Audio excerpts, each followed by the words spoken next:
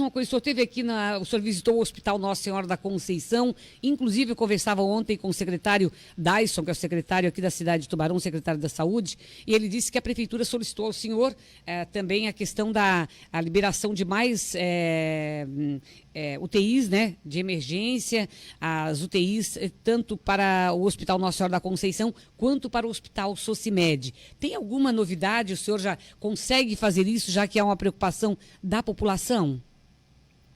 Vera, nós temos realmente um cenário epidemiológico que está modificando, né? Apesar de todo o nosso sucesso, se é que pode chamar de sucesso, o enfrentamento do Covid, lembrando que Santa Catarina foi apontado como um estado que melhor fez esse enfrentamento no Brasil, mas a aceleração da curva, ela começa a aumentar a velocidade. Nós percebemos que algumas regiões, como o sul do estado, começam a apresentar uma lotação acima do desejado, né, para principalmente terapia intensiva. Hoje, no sul do estado, nós temos 78% de ocupação dos leitos gerais.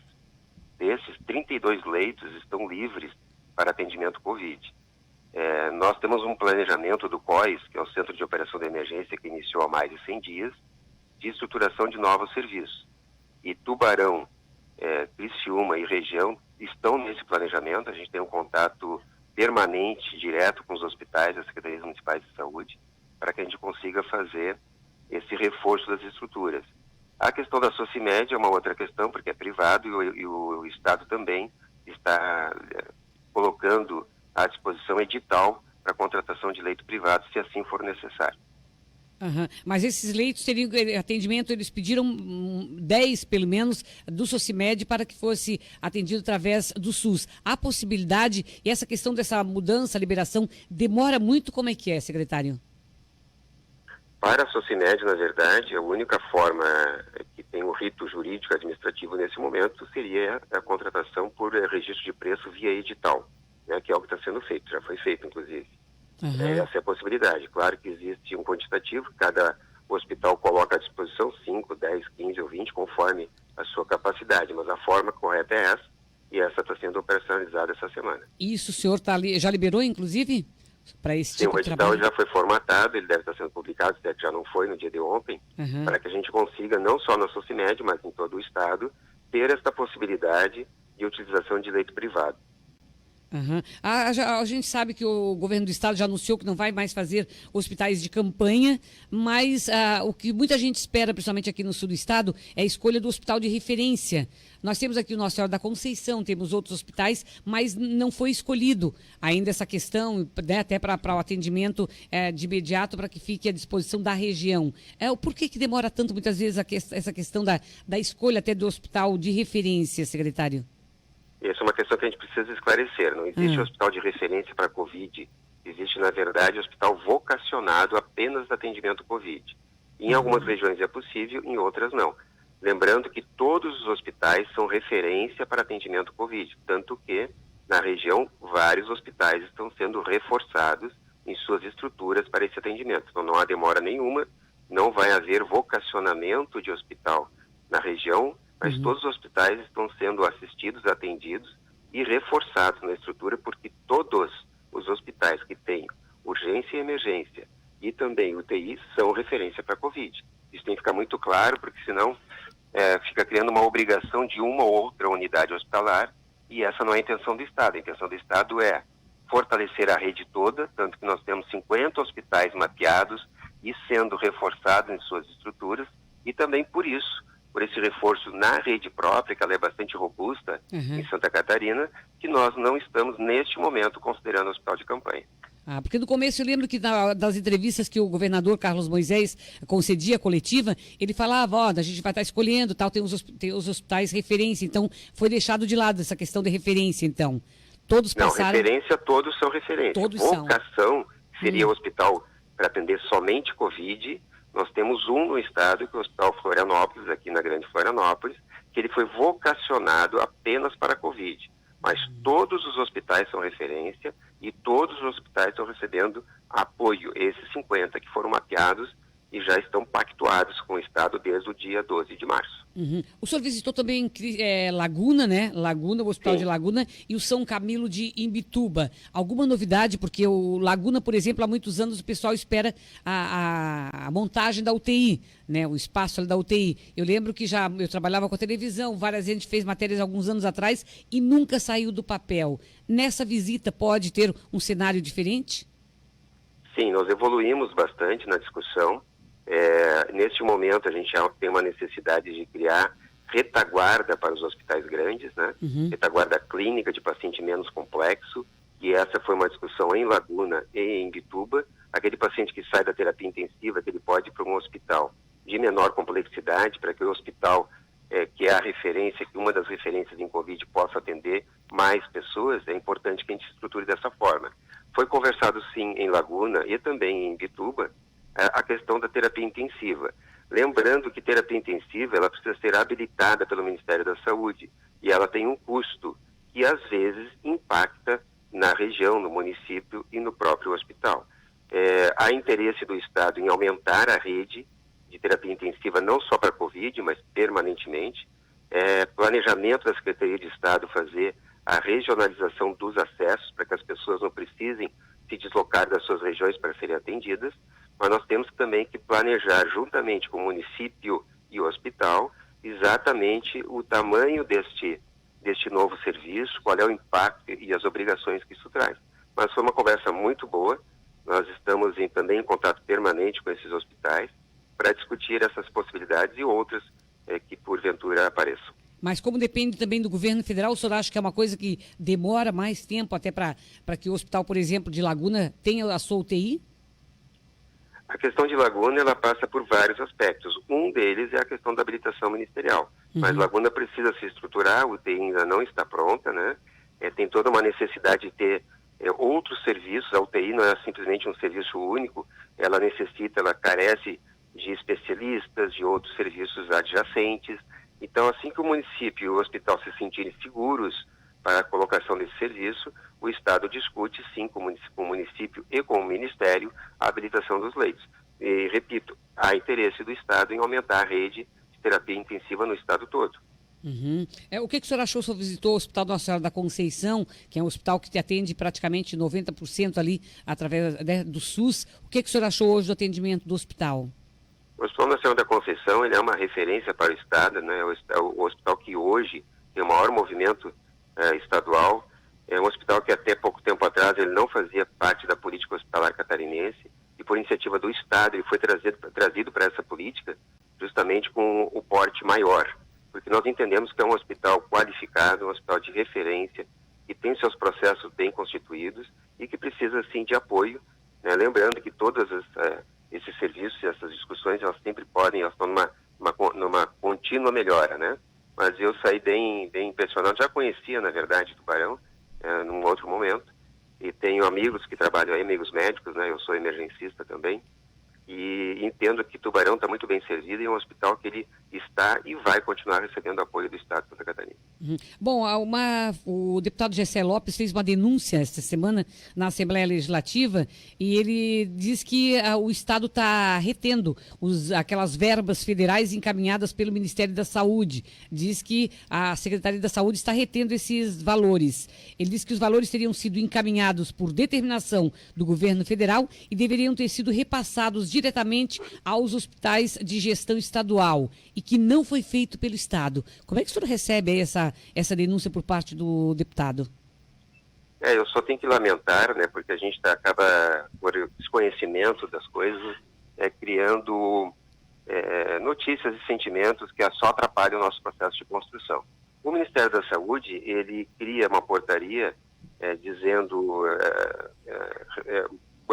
colocando um quantitativo de recurso, né, vende uma facilidade que não existe, né, da possibilidade de repasse do recurso em 5 dias úteis, e isso dentro de estruturas de Estado, quando há um rito administrativo e jurídico que precisa ser cumprido, porque senão os hospitais que recebem recurso de forma irregular ou até leviana, diremos assim, eles vão ter que devolver recurso lá na frente. Nós temos um Tribunal de Contas e um departamento jurídico muito atuante que nos dizem um caminho. o caminho seria fazer contratos com esses hospitais, e o Estado fez uma força-tarefa junto com os hospitais e as associações representativas para que a gente conseguisse formatar documentos adequados para o repasse. O Estado vai repassar todos os valores, inclusive nos centavos. Só que nós precisamos ter um rito administrativo robusto para que não se tenha problema daqui a 3 ou 4 meses. O que significa isso? Isso está sendo feito, Uhum. Os contratos estão sendo assinados, os hospitais tiveram uma certa dificuldade de encaminhar um ou outro documento, mas isso já foi uma fase superada. Dos 89 hospitais, nós temos hoje praticamente 70 hospitais já documentados, e a partir da semana que vem eles já começam a receber os seus recursos. Então o Estado não retém recursos, o Estado quer repassar, só que precisa repassar dentro da legalidade. Haja visto que qualquer movimento do Estado ele pode ser, como já foi no passado recente, apontado como irregular, né? Uhum. E no caso, o senhor acha que a partir de semana que vem os municípios começam a receber esses recursos? Os documentos e contratos estão, neste momento, na mão dos hospitais, dos municípios, para assinatura. O secretário de Estado já assinou, e assim que essa assinatura for feita por parte dos hospitais e retomado para a Secretaria, o rito de pagamento ele vai ser acelerado, não tenha dúvida. Uhum. Bom, hoje à tarde os prefeitos da Amurel aqui vão se reunir, até talvez para tomar medidas mais restritivas. A situação preocupa, nós temos mais 240 mortos aqui no estado de Santa Catarina, secretário. Preocupa o senhor nesse momento essa questão o crescimento pode ser ainda maior a partir de agora, ou o senhor acha que está estabilizada a coisa? Eu tenho dito em toda a minha fala, inclusive em Tubarão na sexta-feira, que é um momento de atenção de todos. A gente precisa da ajuda do gestor municipal, e por entendermos que há uma necessidade de uma atenção maior, essa gestão foi compartilhada com os seus gestores, né? Por isso que os prefeitos agora estão se reunindo e fazendo o que precisa ser feito. Uhum. É um momento preocupante, sim. A gente aumenta a velocidade de transmissão do vírus. As pessoas, a sociedade em geral precisa entender que apesar do pouco quantitativo de impacto dos meses anteriores, esse é um momento bastante complicado. Nós precisamos manter as regras sanitárias, a vigilância, o afastamento social, a utilização de máscaras, e é da atribuição do prefeito, que eu espero que assim eles façam, reduzir algumas atividades sociais se assim entenderem que a sua região está sendo afetada, como, por exemplo, o sul do estado.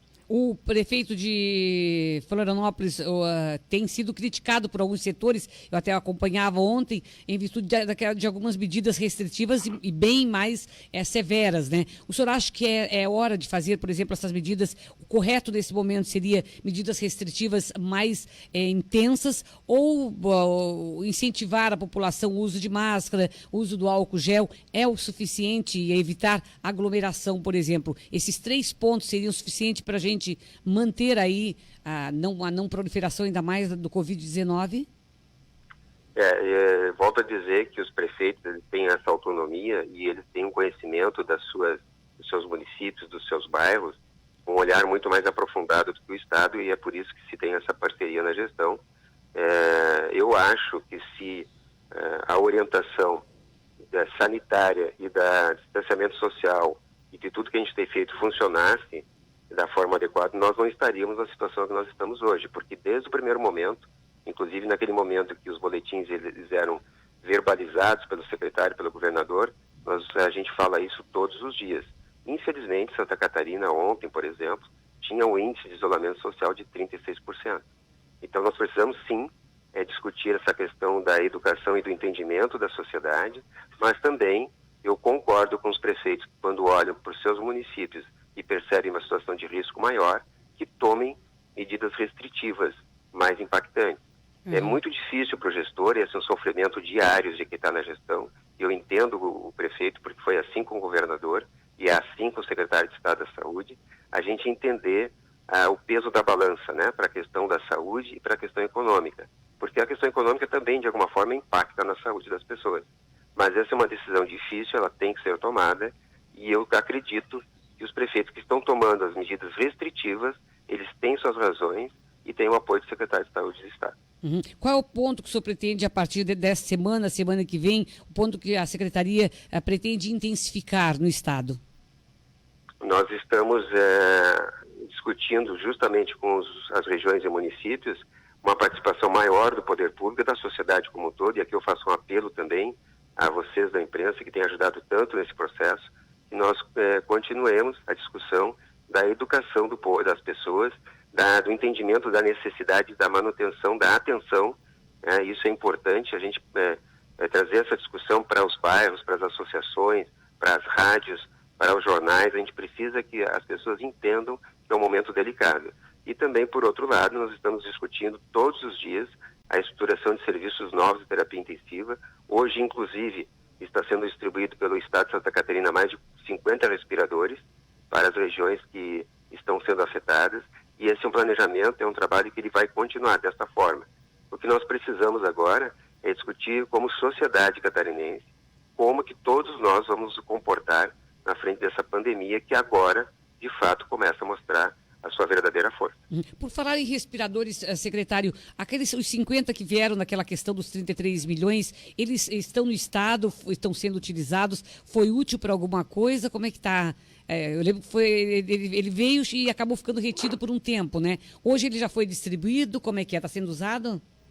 Na verdade, daquele contrato nós não recebemos respiradores. O que aconteceu foi que a Receita Federal confiscou uma carga de 50 respiradores e doou ao Estado de Santa Catarina. São respiradores Shangri-La 510S, respiradores de transporte e para uso muito restrito, né, em algumas ocasiões. Eles estão sendo verificados se podem ser utilizados, se eles têm condição, se eles estão funcionando. Em estando funcionando, nós vamos determinar os destinos. Lembrando que isso não é do contrato, que é um contrato que já não existe, né? Não deveria, já foi encaminhado de uma outra forma. Essa é uma doação da Receita Federal para o Estado de Santa Catarina, e assim que esses respiradores estiverem operacionais, eles serão colocados, sim, à disposição da rede hospitalar. Nós temos hoje respiradores suficientes no Estado, porque a VEG continua produzindo, né, para o Estado. Nós temos número suficiente para atendimento à população? A gente sempre consegue fazer o estudo epidemiológico olhando 2 ou 3 semanas para frente. Não existe estudo no mundo inteiro que consiga me dizer o que vai acontecer daqui a 45 ou 60 dias. Olhando para o que nós estamos enxergando de toda a nossas ferramentas digitais, de inteligência digital, que aliás são um número quantitativo bastante grande, foi o estado que mais construiu ferramentas de inteligência digital em saúde, foi Santa Catarina, mas olhando para os cenários de 3 ou 4 semanas, que é o que a gente consegue enxergar, o que nós temos hoje e o que ainda vai ser distribuído dentro do contrato da VEG, ele parece ser suficiente. Obviamente que o cenário ele aponta para uma piora, e as ações de hoje é que vão impactar nesse cenário. Se nós conseguirmos atuar no cenário epidemiológico de uma forma que diminua esta velocidade, a necessidade de respirador é uma. Se nós não conseguirmos entender que nós precisamos fazer um enfrentamento de forma mais robusta, talvez a gente precise, além dos 500 respiradores que nós adquirimos da empresa VEG, de mais algum quantitativo. Mas são as nossas ações deste momento que vão definir isso no futuro. E aí eu volto a frisar, é tão importante quanto colocar terapia intensiva, nós entendemos como sociedade que nós precisamos estar muito atentos nesse enfrentamento ao Covid. Para fechar a nossa entrevista, o governo federal tem ajudado em termos financeiros. Eu lembro que na semana passada o governador Carlos Moisés deu uma declaração dizendo que o caixa estava ficando vazio de reserva, né? Porque o coronavírus pegou todo mundo de surpresa. E aí ele dizia que o caixa estava praticamente sem dinheiro e precisaria também um pouco mais do governo, apoio do governo federal. Tem vindo apoio do governo federal também em termos de recursos e tudo mais para o Estado, para investimento nesta área e nesse momento? Tem vindo recursos, sim, mas não na quantidade que foi combinado lá no início. Inclusive, para a habilitação de leite de terapia intensiva, nós estamos tendo uma certa dificuldade. O governo federal executou menos de 30% do seu orçamento com o enfrentamento Covid, e a gente tem cobrado isso como Estado, né, ao governo federal, ao Ministério, que nos deu o apoio prometido lá no início, inclusive na habilitação de leitos novos. Hoje o Estado já estruturou mais de 550 leitos, e só foi habilitado no Ministério da Saúde em 370. E essa é uma discussão de todos nós. Sociedade, governo do Estado, governos municipais, a gente precisa que o Ministério da Saúde habilite os leitos de terapia intensiva. Então, recursos estão vindo, mas não no montante, no quantitativo que que foi pactuado e que é necessário para a gente fazer esse enfrentamento. Essa habilitação seria de quantos que o senhor falou?